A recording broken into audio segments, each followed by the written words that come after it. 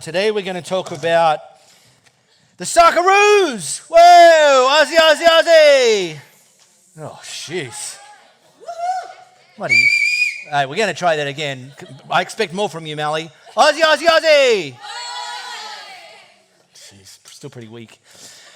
Anyway, better than the Italians, right? Sorry, Paisan, but I just got to say, they're because Italy aren't in the World Cup again this year. And there's a panino bar in the East Coast that has a sign out the front that says free panino every time Italy scores a goal in the World Cup this year. No respect, no respect. Anyway. Hey, have you ever had one of those experiences where you found yourself asking the question, I was doing everything right, and yet how come everything's going so wrong? You've been turning up to work and bringing your best. You thought you were doing what was expected of you, and yet you find yourself being the one that's now copping all the heat. You're trying to do great in your marriage, and yet you just can't stop fighting with one another. Or maybe even you've been taking steps of faith following Jesus, and instead of things getting better, you've found things actually getting worse. And it's like, I'm scratching my head wondering what's going on here. And really at the core of it, we've got to understand that it's a rookie mistake when it comes to following Jesus to assume that just because you're doing the right thing, that everything's always only going to go smoother. That's a rookie mistake. If someone's handed you the brochure that's got that written on it, they lied to you. I do believe, however, that following Jesus will make life better and make you better at life, but I take that perspective over the long arc. And it's not just going to be this nice, linear, non-stop thing. It's going to look more like this, that yes, over the long arc, life will get better living by Jesus' principles, and you'll get better at life living by Jesus' principles, but it doesn't mean that there'll be no headwinds, that there'll be no uphills, that there'll be no turbulence and no storms. And so really what I want to talk about today is not so much how we can control what happens to us, but really looking at what we can do when things don't quite go according to plan, and how we can learn to respond better, okay? So this series we've called, you want to write this down, Pizzo? We've called this series Surprised by Happiness. It's only 3 words. Surprised by Happiness. And in this series, we're starting off looking at the beginning of Jesus' Sermon on the Mount. Now, Jesus' Sermon on the Mount was his longest sermon. It's considered to be probably the sermon that he went to different places. He kind of taught this sermon. And it's recorded by one of his followers, Matthew. Goes over like 3 chapters of Matthew's biography of Jesus. Whole lot of stuff in there. Jesus starts this Sermon on the Mount with 9 clues of how you and I can be surprised by happiness. And collectively, they're now called the Beatitudes. So I want to continue that. We're going to land this series today with the last 2. So if you've got the Bible app on your phone, you can scan this flow code. It'll take you to Matthew chapter 5, New Living Translation. While you're doing that, week 1, we started with 3 of Jesus' clues. And I got to admit, they seem a little bit upside down, okay? In case you missed it, or just a refresher, these were the 3 clues that Jesus started with about how we can be blessed, how we can be happy. Number 1, blessed are the poor in spirit. Well, that doesn't make sense. This one, blessed are those who mourn. Now, by the way, this week's featured plan, I love it when they talk about this one, says literally that translates, happy are the unhappy. What? Jesus, are you sure? And then he said, happy are the humble. Now, last week we covered off the next 4. These ones to me make a little more sense, not quite as upside down. Blessed are those who work up an appetite for God. Blessed are the merciful. Blessed are those whose hearts are pure. And blessed are those who work for peace. So if you missed those, you can scan the flow code. You'll get our app, listen to them on the podcast. Today, we're going to drop the final 2. And by the way, full disclosure right up front, I think these are the 2 most upside down of the 9 clues that Jesus taught about happiness. And if you don't believe me, let me show you. This is at Jesus. God blesses those who are persecuted for doing right, for the kingdom of heaven is theirs. You're allowed to just think in your head, Jesus, are you sure? God blesses you when people mock you and persecute you and lie about you and say all sorts of evil things against you because you're my followers. Here's what you need to do. You need to be happy about it. You need to be very glad, for a great reward awaits you in heaven. So, in case you missed it, here's today's clues, kids. If you want to be happy, get persecuted, be mocked, have people lie about you and say evil things against you. Living the dream, people. Yeah, that's it, Jackson. You got it right, pal. Woo! And I wonder if anyone's mind gravitates towards, your colleagues at work when you think of people who are doing this, constantly criticizing you.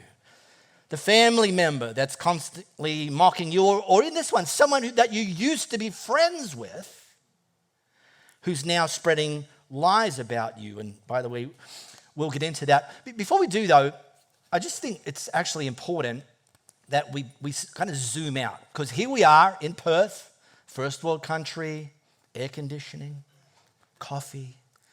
And so when we think about persecution as Jesus followers on a global scale, we got it pretty good. All right, let me give you a couple of examples. There's a country that's been in the press a lot lately because of the current Dorito-faced occupier of the White House, which, thank God, is only temporary. Can't believe they gave him his job back.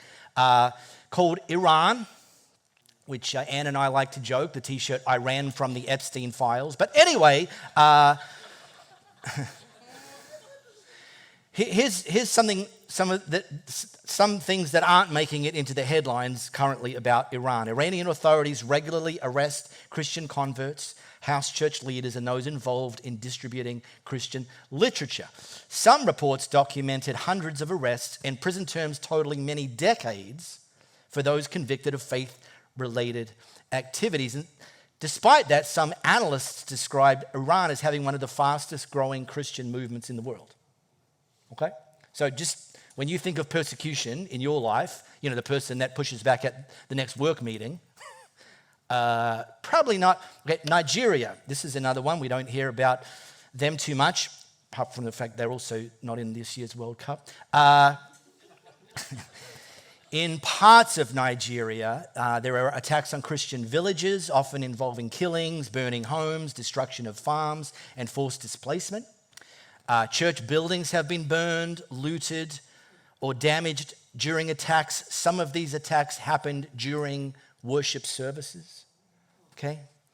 And the list goes on. And I'm not saying that to kind of get us down, but it is sobering and gives us some perspective of really what persecution could look like and does look like for other people.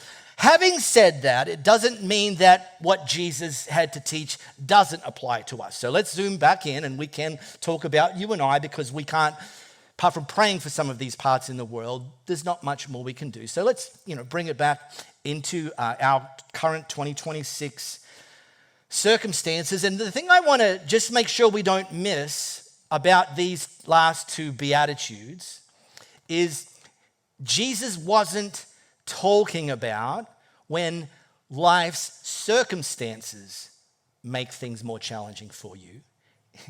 He's specifically talking about when people make life more difficult for you. And some of them can be unchurched people, saying things about you that aren't true, making your life hard. And some of you know this, some of them can be church people who are capable of making your life difficult. A couple of years ago, I had the idea of launching a reality TV show called Christians Behaving Badly. But I canned the idea because I was concerned there'd be far too many qualified candidates that applied to be on the show. Church people behaving badly. All right, I love church people, but doesn't mean that they're immune from doing things like this to other church people. And, we kind of look at this and we could be thinking, well, blessed are those who never experience any persecution in their life. And yet somehow Jesus manages to package up the words persecuted, mocked, lied about, said evil things about, and blessed in the same sentence. Again, seems like he's got it upside down. But I want to give you an example of how this actually plays out in real life. And I'm going to drop us into a slice of history involving two Jesus followers. In fact, not just Jesus followers, very prominent early church leaders. The guys' names are Paul and Silas, okay? Paul went on to write most of the new part of the Bible that we read, the letters to the various churches. He planted churches. And they were doing the right thing. They were moving around, talking about Jesus, leading people to Jesus. In this particular point in history, when we pick them up, there was a girl who was possessed by a demon, and so they cast that demon out of her in Jesus' name, which sounds like they're doing the right thing, right?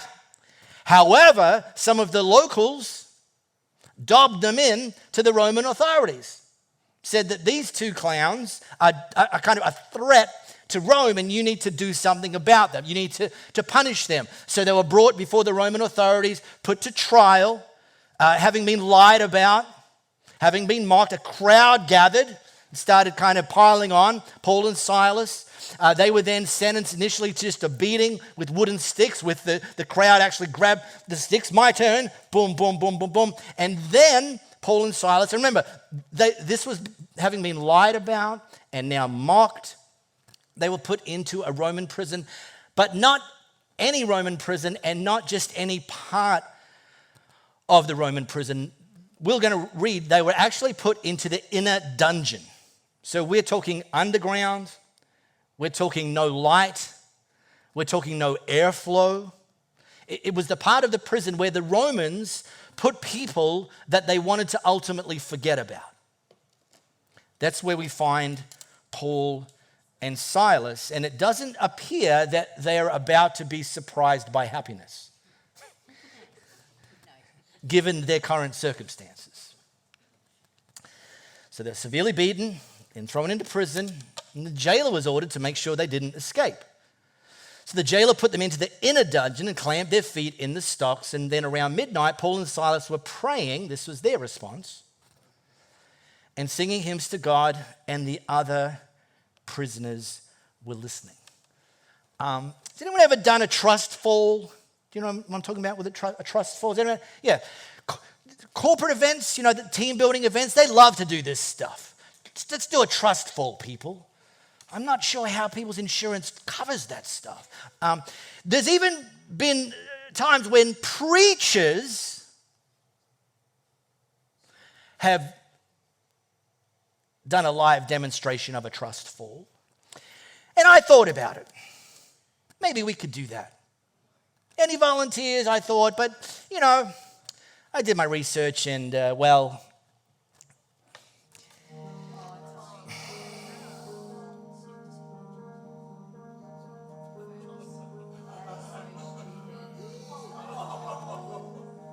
so no.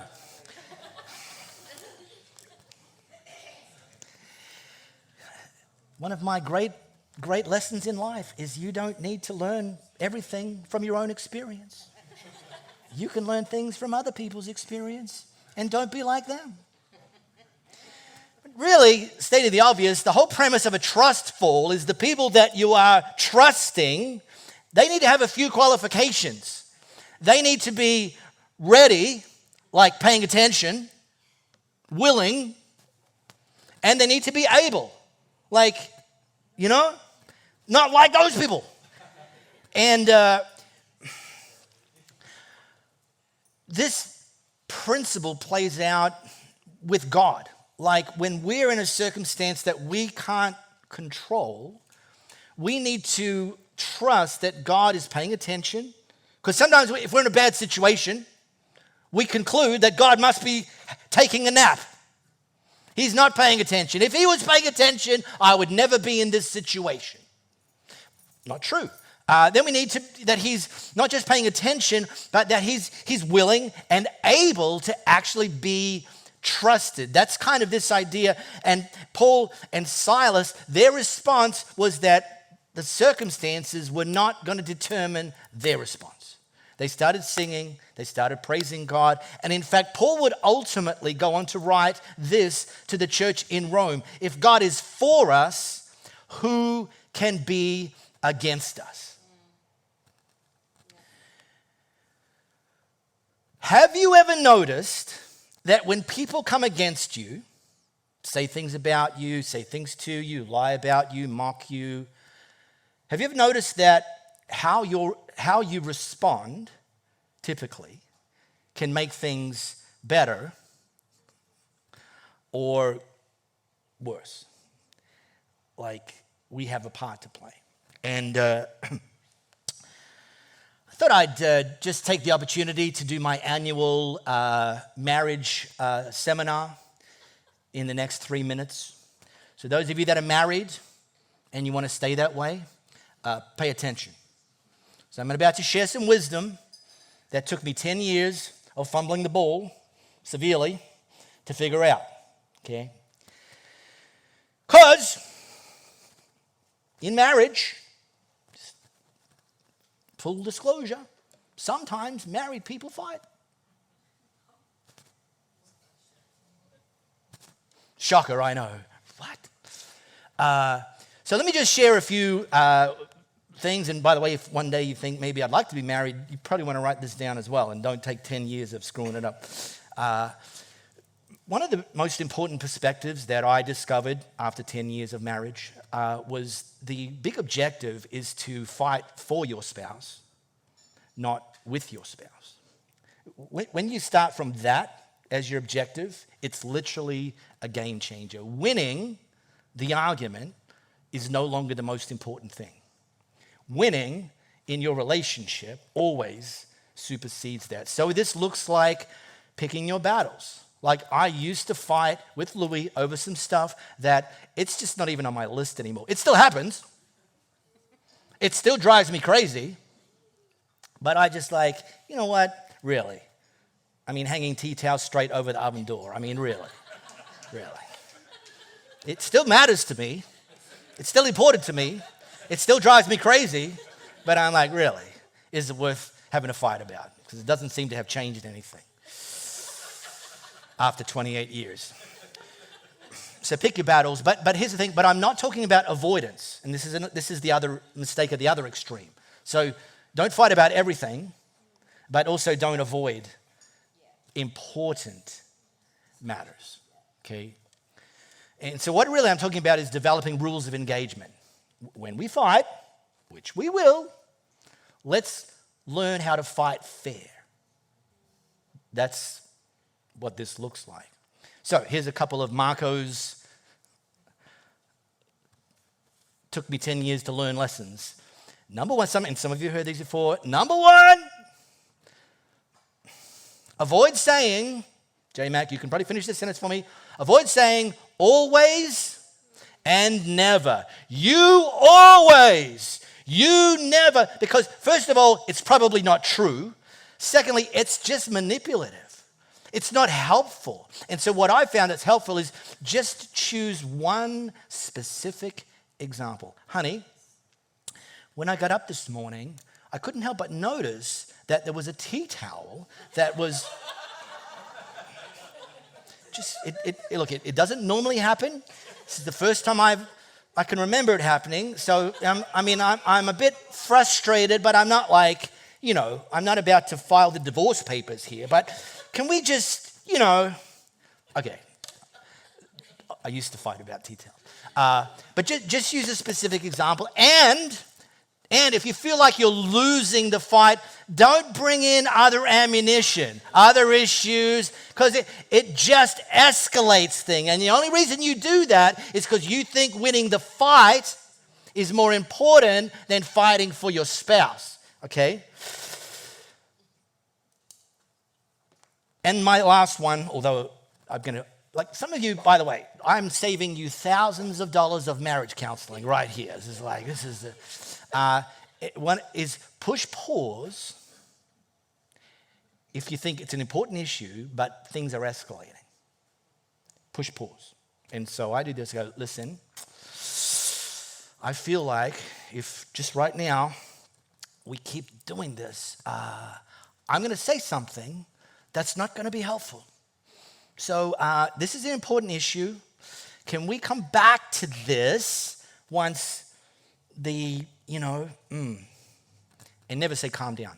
Just another bonus tip as well, because never in the history of calming down has telling someone to calm down ever caused them to choose calming down.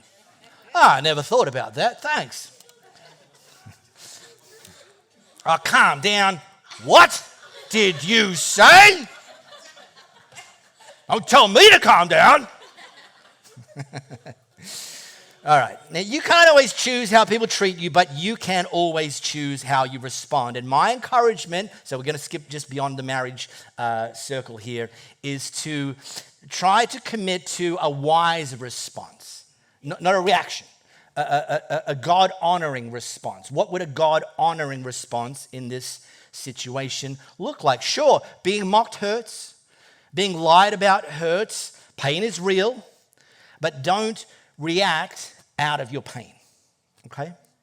Deny it, but don't react out. And it's easy to react out of our pain because you feel justified. Well, if you knew what they did, if you knew what they said, then what I'm doing is perfectly justified. It might be perfectly justified, but is it helpful? Is it wise? Is it God-honoring? So instead of plotting revenge,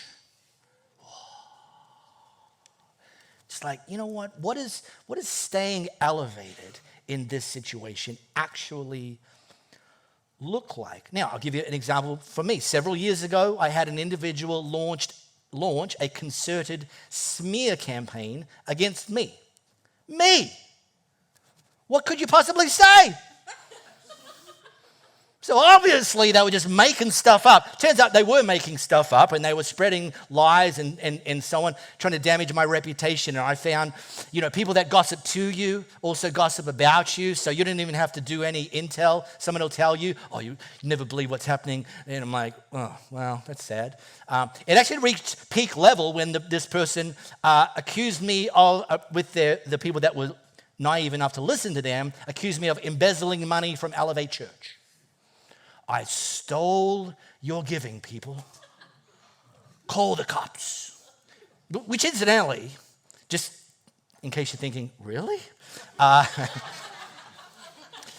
that explains the fancy $7 Kmart jeans. And the fact that I only have one cap. Even if I wanted to embezzle money from Elevate Church, which incidentally I don't, we have very intentionally set things up. So I don't have access to Elevate's bank accounts. So even if I wanted to, which I don't, I couldn't. And we've got multiple layers of safeguards in place. But here's the thing. The person that was accusing me of embezzling, they knew that.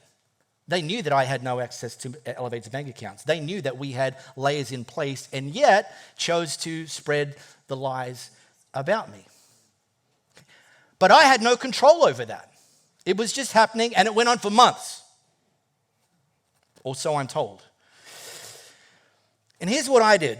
And I'm not telling you this to be a hero. I'm telling you this because I want maybe you can learn something and I'm smoking what I'm selling. Okay, I've been in a situation where people have been lying about me and mocking me and trying to destroy my reputation. I made two decisions right at the beginning. Decision number one, I was never going to say a single negative word about that individual. Not even to Louis. I was going to talk with some trusted people to process what was going on and process what was going on with me, but I was never going to say anything. I made that decision. Never going to say anything once. And if you want to ask Louis, because, I to this day, that was a couple of years ago, to this day, I've never once said a single I've thought a few of them. Never said a single negative word about them because I didn't want to lower myself to that level. You don't get to determine my altitude. I'm going to honor God and honor him with how I choose to respond. So that was decision number one. And the second decision is I made that I was going to do nothing to get them back, to get revenge, to even the scales, settle the score. Well, you're destroyed. Oh, well, I'm going to show you what I'm capable of. I made that decision, and by the way, if you learn nothing else this morning, and if you remember nothing else this morning, I want you to hopefully learn and remember the next thing that I'm putting up here. And it's this idea that God is your and my vindicator.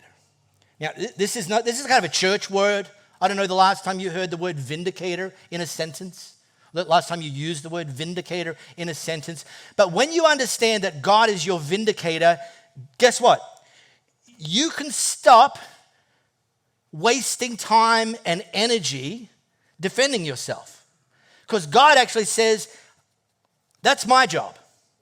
You just keep going with what I've called you to do, and I'll be your vindicator. And here's the dictionary definition of vindicator. So remember, if you learn nothing else this morning, if you take nothing else away this morning, take this away. God is your vindicator. When people say things about you, when people say things against you, when people mock you, when people lie about you, when people speak evil things about you, all the things that Jesus said people can and will do, when you understand that God is your vindicator, which looks like this, a vindicator is a person, in our case, or thing, God, that clears someone of blame, suspicion, doubt, or the like, or that proves someone right through the evidence or argument. You know, occasionally it comes up in conversation that I was accused of embezzling money from Elevate Church. And do you know what the typical response is 2.5 years later when someone hears that? They crack up laughing. Tara, you did that. They just start involuntarily giggling. They're like, come on, as if. And I haven't had to defend myself, as I've just let God be my vindicator. Because if you think that's your job, I'm going to tell you this, it's exhausting and it will take you off course.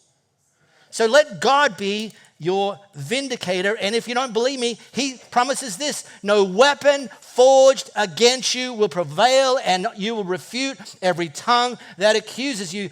This is the heritage of the servants of the Lord, and this is their vindication. From who? From me, says the Lord. God is your vindicator. You can hand in your resignation letter right now. I'm going to stop defending myself. I'm going to stop defending my reputation. I'm going to stop trying. It's like whack-a-mole.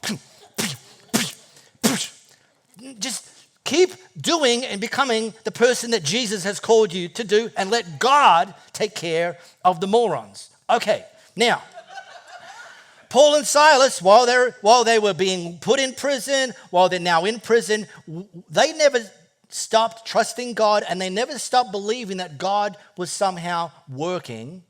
Even in these circumstances. Well, suddenly there was a massive earthquake and the prison was shaken to its foundations. I want you to notice Paul and Silas were never shaken to their foundations. The things that man tried to build to try to keep us in prison, try to contain us, try to keep us down, try to keep us small, that's the stuff that can be shaken to its foundations. But you and me don't need to be shaken to our foundations. All the doors immediately flew open and the chains of every prisoner fell off. Who's doing this? I'll tell you who's doing this. God, the vindicator.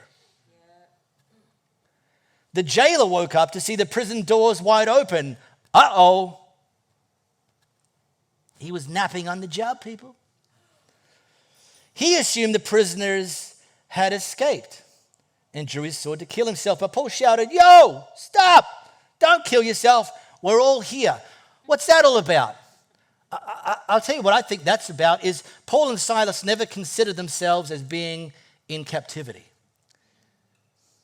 You can put someone's physical body in captivity, but you can never, ever, ever chain up and put someone's spirit in captivity.